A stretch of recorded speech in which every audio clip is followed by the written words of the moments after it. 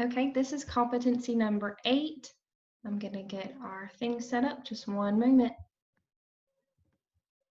Okay.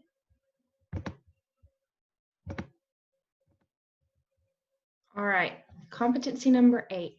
So competency number 8 is all about taking what we learned from the research and best practices and comparing it to what is currently being done in the agency. So for my research, which we talked about in competency number 4, it's all about mentorship programs. And while CASA doesn't have a mentorship program, the CAC does. And because it falls under the same nonprofit, I think it should count towards the competencies and a comparison to research. So for the CAC, they have a club called Heroes Club, and it's once a month, and it's a therapy group for kids who've experienced abuse. This type of club is where they take volunteers and they partner them with a child, sometimes more than one, depending on how many volunteers come that day. And they work on self-esteem building exercises, activities, and arts and crafts. Like I said, it's once a month on a Saturday for 5 hours. And I really like this program. I've never been there myself, and I don't have any type of statistics on that club or the curriculum itself. But what I do know is that it is run by a therapy organization, and they have training and knowledge in child psychology, and they wouldn't put out anything that would harm the children, and I don't think they would put out anything that wouldn't be improving the child's life. I think that because of that, this club is a great way of helping them with their trauma, giving them a way to socialize, and putting someone in their life that is more consistent through this club. However, though I love this club, there are ways to improve it, and there are other mentorship groups that have great results, and that's what we're going to talk about. So, with all the research that I read, one great thing that I really liked is that the mentors of these groups, like Big Brothers and Sisters Club, or just some of the study groups that they did, they had older youth who are in foster care or have that experience as the mentors. This is really good because it gives them a way to connect with each other, but the training that the older kids have to go through is intense, and it really helps them.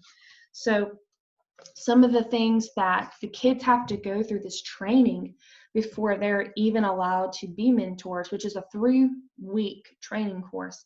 They have to learn leadership skills, classroom management, team building, facilitation, public speaking, conflict resolution, and management.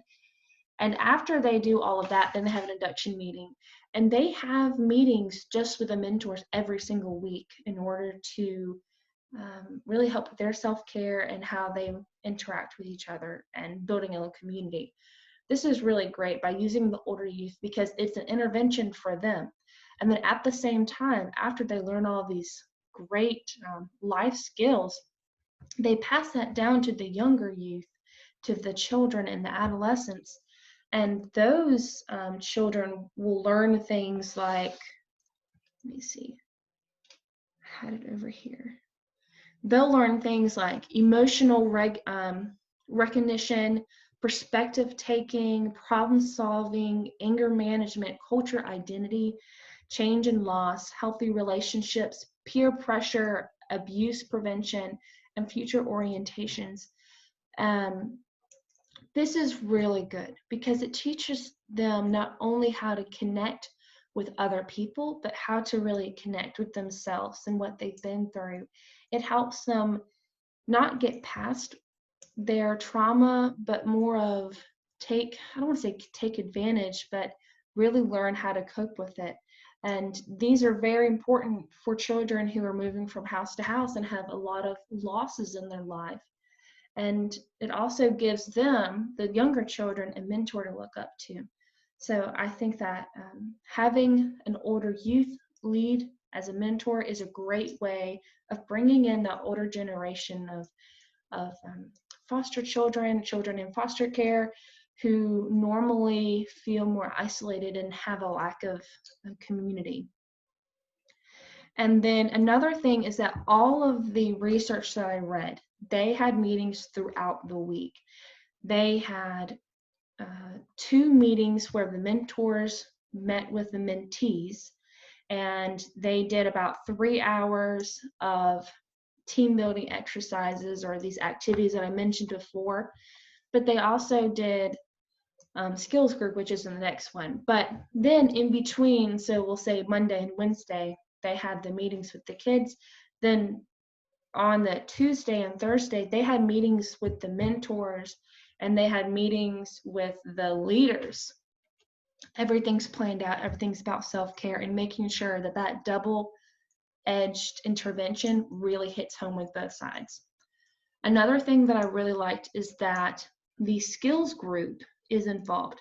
So they would teach them skills that would be useful. So budgeting is a great one, and like interesting things like pottery, or the arts and crafts that the Heroes Club does, but more intense, like actual skills that they can learn, programming and robots and all kinds of things you can do. And they have one-on-one mentoring sessions, which is something that Heroes Club does really good as well. So I talked about the mentor support groups and trainings. I just think if we take the Heroes Club and we just put older youth in there as well as mentors, and maybe we had skill group sessions that really did a learning experience, I think it would be great just to kind of morph the two or have them throughout the week. That would be really interesting.